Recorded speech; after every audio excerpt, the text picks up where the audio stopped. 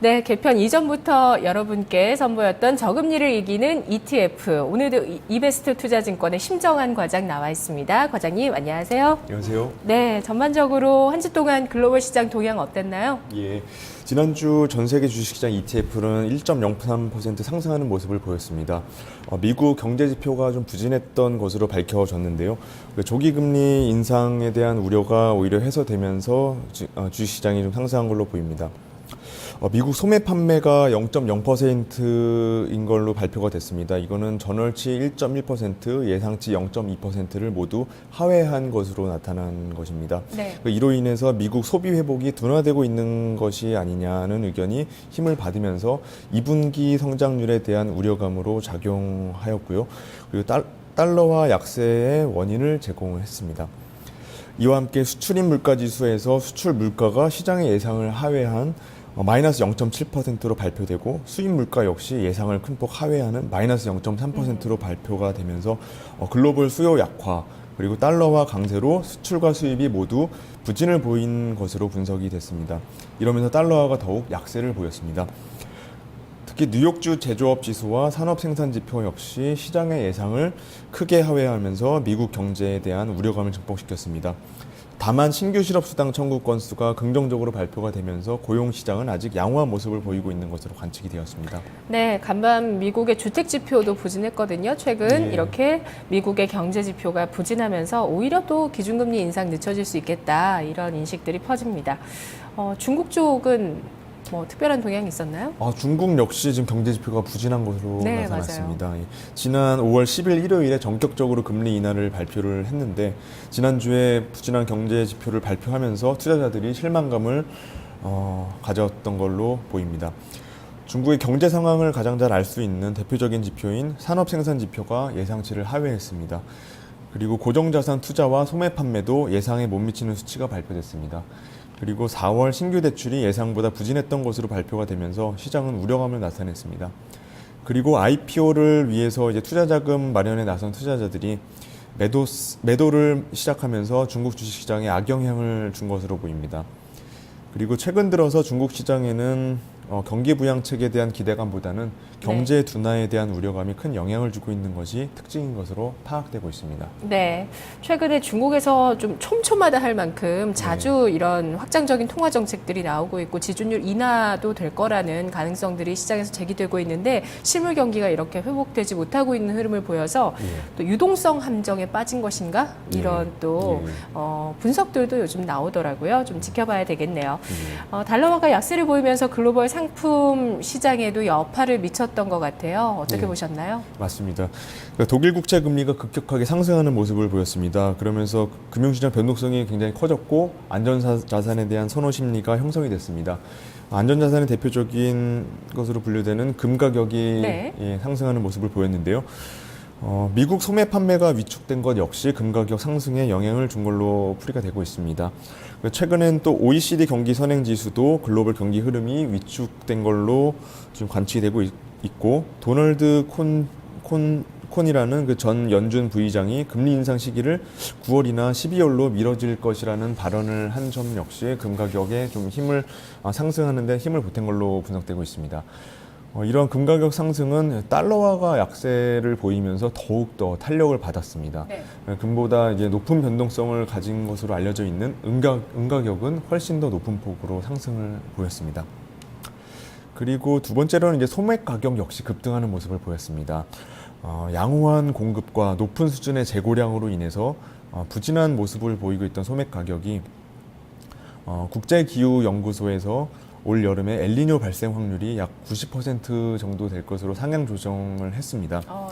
엘니뇨 발생하게 되면 이제 동반되는 기후 변화로 인해서 농산물에는 악영향을 줄 수밖에 없고 그러면 이제 가격 상승이 동반될 걸로 예상이 되고 있습니다.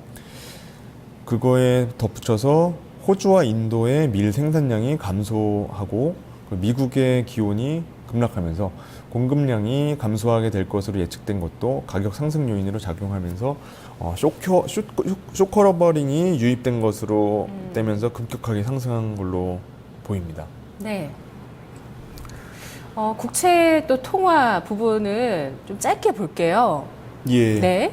유로존 인플레이션이 좀 바닥을 쳤다는 낙관적 분위기 속에서 이제 독일 국채 매도세가 퍼지면서 미국 국채 가격 역시 급등락을 지금 거듭한 끝에 약보합 수준으로 마감을 했습니다. 미국 소매 판매 지표가 부진하고 경제 둔화가 좀 우려감이 유입이 되면서 안전자산 선호가 유입된 것 때문에 낙폭 과대를 좀 만회한 것으로 보이고 있습니다. 반면 이제 유로화는 강세를 보였습니다. 미국 경제 지표가 부진한 것으로 나타나면서 상대적으로 이제 유로화가 각광을 받았고, 미국의 소매 판매 그리고 산업 생산, 심리 지표인 소비 심리 지수마저 약화되는 모습을 보이면서 미국 경제에 대한 의구심이 증폭이 되고 있습니다. 반면 유럽에서는 독일 국채 금리가 상승하면서 미국 국채 금리와의 차이를 줄이고 있기 때문에 유로화 강세에 또 원인을 제공한 걸로 보여지고 있습니다. 네. 자, 그렇다면 이번 주 후반부 그리고 다음 주 초까지 시장 전반적으로 어떻게 전망하세요? 예, 일단 이 미국 경제에 대한 의구심이 계속 될 걸로 보여지고 있습니다. 4월 소매 판매와 산업 생산 지표 그리고 소비 심리 지수까지 악화된 걸로 발표가 되면서 미국 경제 회복세는 당연히 지금 의심을 지금 받고 있고요.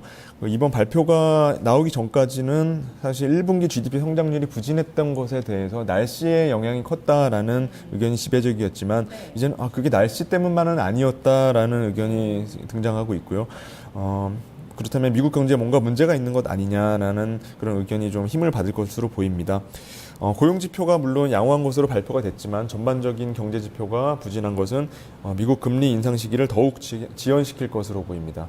1분기에 급격히 상승했던 달러화 때문에 미국 기업들이 좀 안 좋은 영향을 받았었는데요. 네네. 예, 그런 맞아요. 부작용에 대한 이제 인식이 이번 실적 발표 시즌을 통해서 좀 확산이 되었고, 이제는 그런 달러화는 이제 약세를 보일 것으로 좀 전망이 됩니다.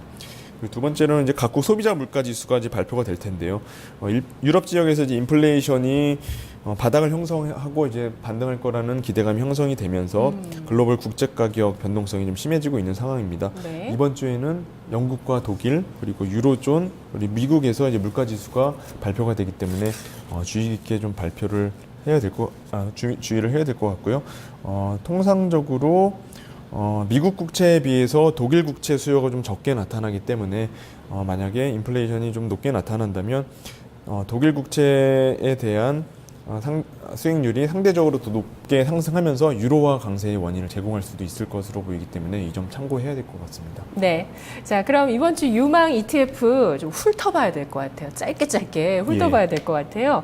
하나하나 볼게요. 먼저 첫 번째 어떤 거죠? 예, 첫 번째로 이제 방금 말씀드린 아이디어와 일맥상통하는데요. 달러화 숏에 투자하는 것이 유망할 것으로 보입니다. 달러와 약세를 예상하는 네. 베팅이군요. 예. 일단 뭐 미국 경제 지표가 지금 급격하게 안 좋아지고 있고 그리고 1분기에 진행된 달러 강세 부작용에 대해서 이제 미국인들이 인식을 하고 있기 때문에 그런 이제 심각성 경제 둔화에 대해서 이제 회피하는 차원에서 이제 달러는 약세를 보일 걸로 보입니다. 네네. 그래서 이번 주 DB US 달러 인덱스 베어리쉬에 투자를 해보자라는 말씀이시네요. 예, 맞습니다. 예, 그래도 미국 중심으로 흘러가는 것 같아요. 결국에는 달러화 강세 때문에 좀 1분기 실적 부진 우려감이 있었는데 달러화 약세되면 또 이제 2분기 실적에 대해서 기대할 수 있는 요인이 또 하나 생기는 것 같습니다. 다음 ETF는 뭘까요? 두 번째로는 이제 미국 주식 시장에 투자하는 ETF입니다. 네. S&P 500을 추정하는 지표인데요. 신고가 지금 기록했거든요. 예, 맞습니다. S&P 500 지수. 네. 이번 주에도 한 번 더 상승할 걸로 예상이 되고 있습니다. 왜냐하면 달러화가 그동안 굉장히 강한 모습을 보였지만 이번 주에는 약한 모습으로 지금 전환이 되었고요. 그리고 미국 기업들의 이제 경쟁력 악화의 주 요인으로 작용했던 달러화 강세이기 때문에 투자자들은 이제 그 달러 약세를 통해서 미국 기업들이 좀 더 성장할 수 있는 기반을 다지고 있다는 걸로 인식을 하고 있는 것 같습니다.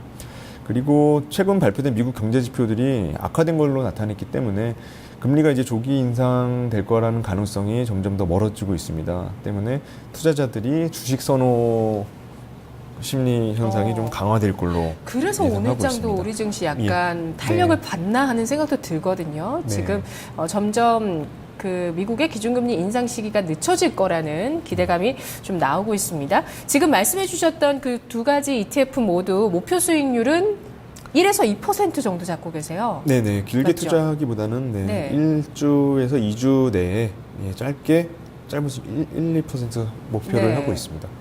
이렇게 하면 남는 게 있나요? 이렇게 하면은 이제 뭐 일주일에 1%면 작지 않습니다. 월 한 달 쌓이면 한 4%에서 8% 정도 되기 때문에요. 누적적으로 잘 가져가면 1년에는 큰 수익률을 가질 수 있습니다. 알겠습니다. 항상 이 시간 허락한 시간이 짧게 느껴지는데 네. 다음 시간에는 세 번째 추천 ETF까지 다 들어볼게요, 과장님. 예, 알겠습니다. 네, 오늘 여기까지 하겠습니다. 예, 고맙습니다. 감사합니다. 예. 저금리를 이기는 ETF 심정한 과장과 함께했습니다.